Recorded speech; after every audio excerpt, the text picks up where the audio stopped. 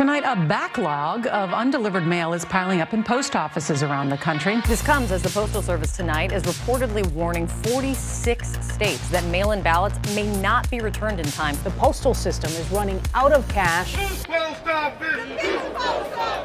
The U.S. Postal Service is at the center of a political firestorm. The Postal Service is not only fighting for its economic survival, it's fighting to maintain 120 years of professional service. At the center of the debate, the Postal Service's financial issues.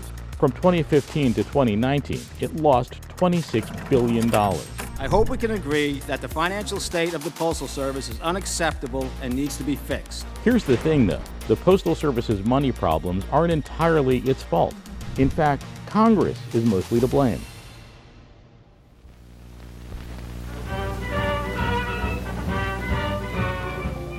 The U.S. Postal Service can trace its history back to 1775, when the Second Continental Congress appointed Benjamin Franklin as Postmaster General to help ensure that free ideas and information could be shared throughout the colonies.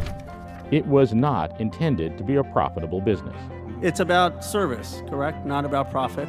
Today, there's no other government agency or business that operates like the Postal Service.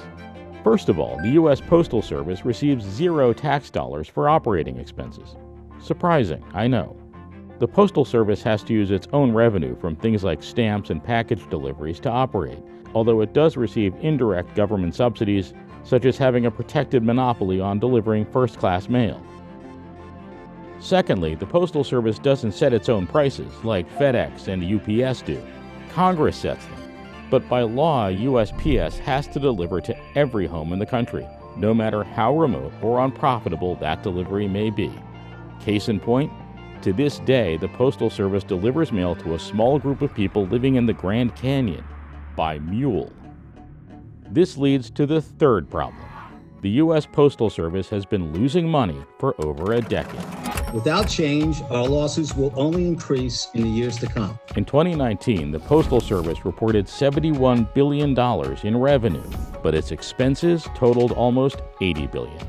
If you dig into those numbers, though, the picture becomes a bit complicated. In 2006, Congress passed the Postal Accountability and Enhancement Act. It requires the U.S. Postal Service to pre-fund 75 years worth of retirees' health care benefits in the span of about 10 years. Let's be clear, no other entity on Earth does this. So in all, it's paid about $20.9 billion so far. It has also deferred payments that together total about $47.2 billion as of September 2019. But those delayed payments still count as an expense. Before this law went into effect, the Postal Service was reporting profits. So, the U.S. Postal Service is subject to the congressional oversight of other federal agencies without any of the taxpayer funding. It has the profit-driven business model of a private company without the freedom to make financial decisions for itself. Our Defense Department, we don't tell them you have to go sell weapons to make revenue to serve the American people. We don't say that about our health service. Why should we have a different standard for the Postal Service? Why do you have to go make a profit instead of just serving the American people?